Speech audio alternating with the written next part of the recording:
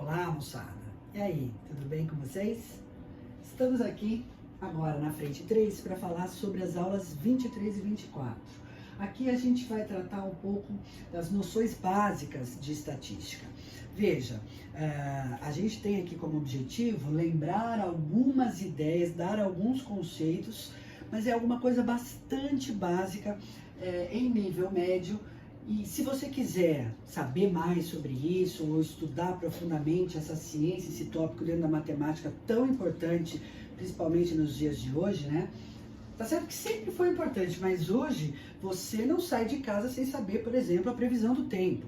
Ou você não faz um aumento na produção da sua empresa para saber, sem saber se naquele mês os dados estatísticos feitos nos anos anteriores, ou se a sua experiência em termos de número, ela não te propicia aquele aumento de produção. Então, é alguma coisa que está no nosso dia a dia, está no nas nossas tomadas de decisão. Então, a gente tem um curso de estatística na universidade, você vai estudar realmente processos espetaculares e que são surpreendentes. Mas aqui a gente só vem falar um pouquinho sobre essas noções básicas que a gente deve ter. E o estudo das estatísticas está em todas as áreas do conhecimento. Você vai fazer medicina? Lá você vai ter estatística. Ou na hora que você vai fazer psicologia, ou mesmo dentro do estudo do direito, a gente tenta sempre alguns detalhes ou alguns apontamentos para esse assunto que está no nosso dia a dia. A gente usa, então, inicialmente, vamos falar primeiro do que estuda, do que se trata. A estatística estuda a coleta, organização, apresentação e análise de dados. Tá. Para que serve tudo isso? Para a gente fazer previsões, para a gente se planejar e para a gente tomar decisões. Porque quando você sabe de antemão um estudo acerca de um fenômeno qualquer, você sabe como atuar sobre ele. Então, tomada de decisão é super importante, ok? Tá bom. De onde vem essa ideia da palavra estatística, né? Stat vem de estado. E a estatística existe desde sempre para se saber a respeito, por exemplo, quantas pessoas têm, quanto elas ganham, por uma questão de arrecadação do Estado, organização dessa sociedade. E também do poderio militar. Eu quero saber daquela população lá, quantas pessoas, qual a idade delas, se elas são armadas ou não, qual é a condição socioeconômica, para eu poder me defender, por exemplo, para saber com quem que eu estou brigando. Então, a ideia é de uma aplicação vasta desses assuntos.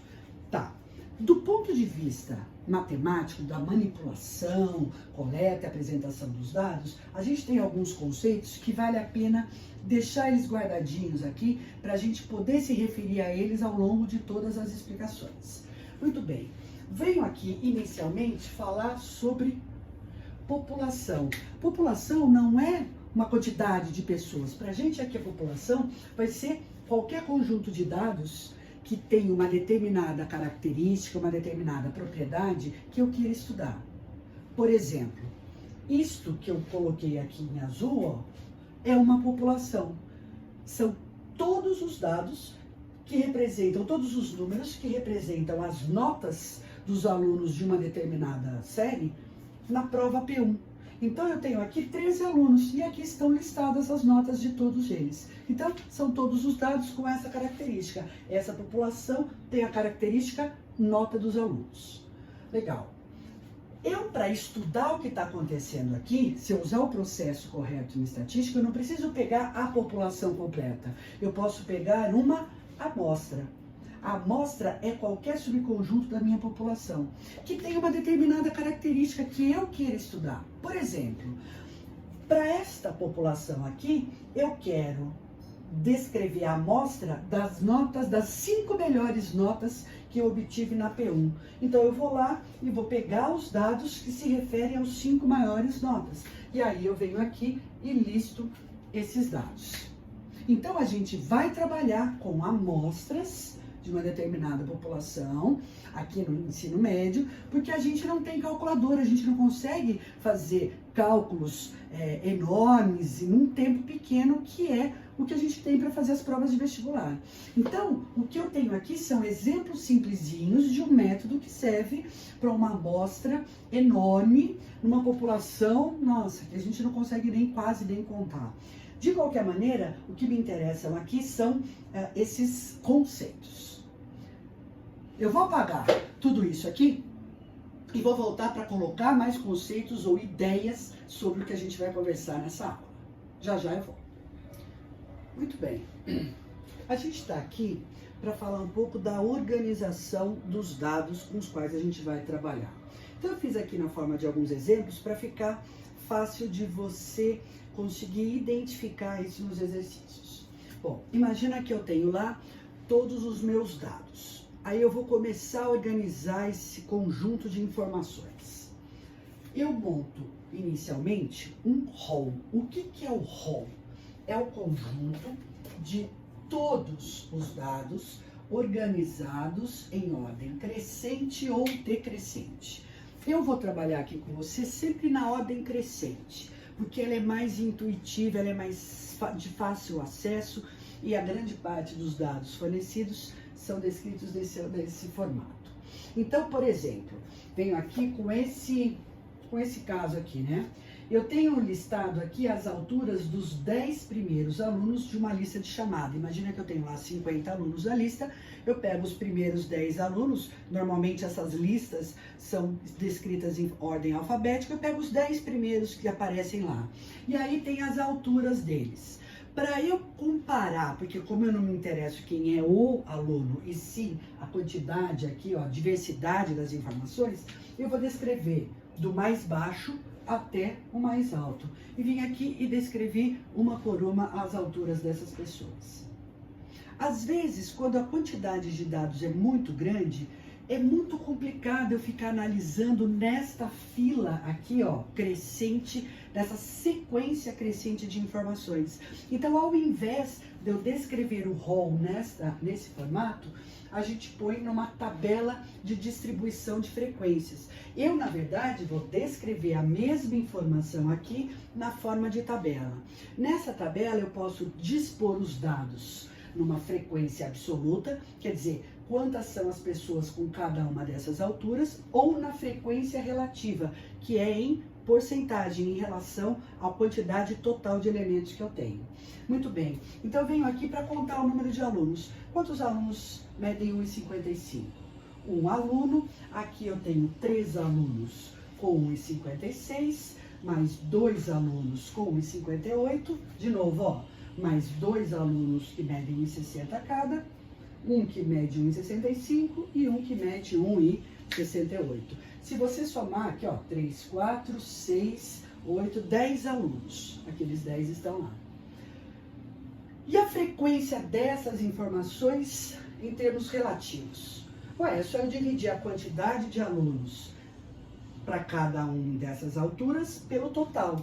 Então, em porcentagem, 1 em 10, 10% dos alunos desse grupo medem 1,55. Aqui eu já tenho 30%. 2 em 10, 20%. 2 em 10, de novo, 20%. 1 em 10, 10%. Então, são informações que elas podem ser descritas em formatos diferentes. São as mesmas coisas, só que descritas de diferentes formas, tá bom? Beleza. Ou se não, eu posso ter uma situação em que eu tenho muitos dados e a diversidade deles é enorme. Por exemplo, desse meu exemplo 2, eu tenho 100 alunos. Então eu estou imaginando os alunos de uma determinada série lá do meu ensino médio. E aí eu tenho 100 pessoas. E as alturas dessas pessoas, eu vou considerar 2 casas depois da vírgula. Nossa, são muito diferentes umas das outras. Então a gente pode descrever esses dados em classes. Então eu digo assim, ó, aqui, por exemplo, eu tenho 5 estudantes dentre esses 100 que têm altura entre 1,50 e 1,58. Aí aqui já tem 42 desses alunos que tem altura de 1,66 a 1,74. Vamos entender esses símbolos que eu pus aqui. Pode ver que sempre foi assim, ó, um tracinho vertical e um horizontal. Aí esse 1,58 eu continuo aqui. Por que você está fazendo isso? Ou o que significa essa anotação? Aqui eu tenho altura de 1,50 exatamente até 1,58, mas sem incluir 1,58. É como se esse tracinho aqui fosse uma bola fechada e isso aqui representasse uma bola aberta. As pessoas que têm de 1,58 exatamente até 1,66, sem ser 1,66, são 18 alunos. Então é fechado e aberto, fechado. Então cada intervalo que termina aqui, começa aqui novamente. E aí eu tenho a minha descrição. Então isso aqui, por enquanto, é só organização dos dados, ok?